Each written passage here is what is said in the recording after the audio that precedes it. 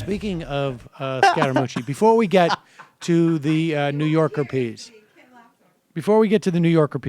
let's look at this interview that Anthony Scaramucci gave.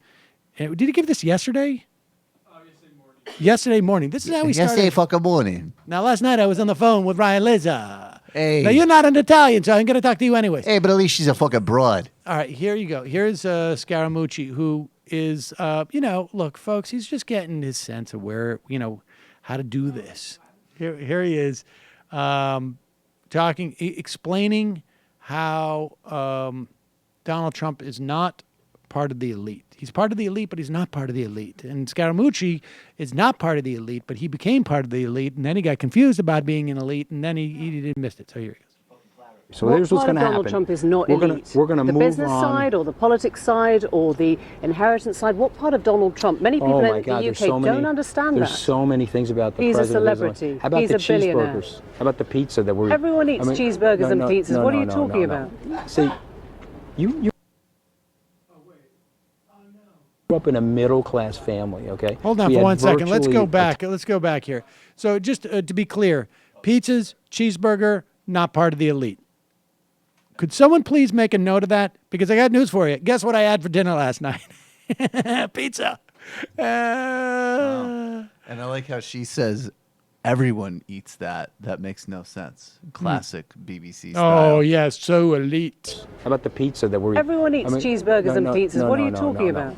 See, you're coming across a little bit elitist, so let me just say something to you. Okay? I I grew up in a middle-class family, okay? We had virtually a tight budget and little to no money.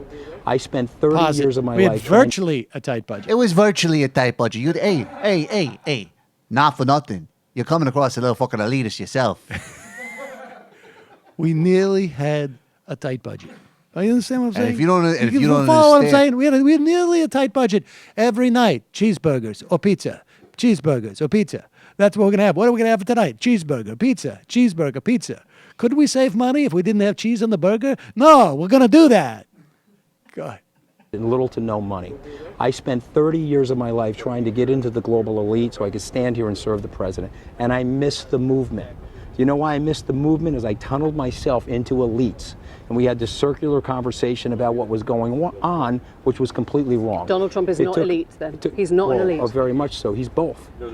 He knows how to operate in an elitist world, and he has unbelievable empathy for the common struggle that's going on with the middle-class people and the lower middle-class people. He has something that, frankly... Well, keep going. I want to see this. I love this. This is amazing. I don't have, and it's embarrassing to me to admit it to you on a live television show, but I missed the movement. I grew up in a middle-class family, and I didn't size the economic desperation that was taking place in my hometown. Okay, a bit of good news. He showed it to me. Yeah, you showed it to me. He opened my eyes. I was totally lost when I was supporting that fucking golf ball face Stugat Scott Walker. I will say this, okay? And from the Ryan Lizza piece in The New Yorker. He's sincere about this. He's apparently genuinely loves Donald Trump. Now, the question is, how did this happen? Because we remember, right, it was in January where he was saying, he's half baked and this and that. Remember that? This guy's like Elizabeth Warren. Yeah, he's just coming around. He doesn't know what he's talking about. Bullying the hedge funds. But something happened. Well, something happened to Anthony Scaramucci. The crews merged. And that's that's I told what Ryan the boss Lizza if he forgives me, no one will serve him more loyally than fucking me. Now, where is Sarah Huckabee's makeup person? Because this is getting a little bit... It's a critical situation over here. Sarah, come here. Come here. Let me ask you this. What vintage champagne do you think Sean Spicer was drinking last night out of his shoes? Hi, folks. Sam Seder here. We still need your help on our Patreon page.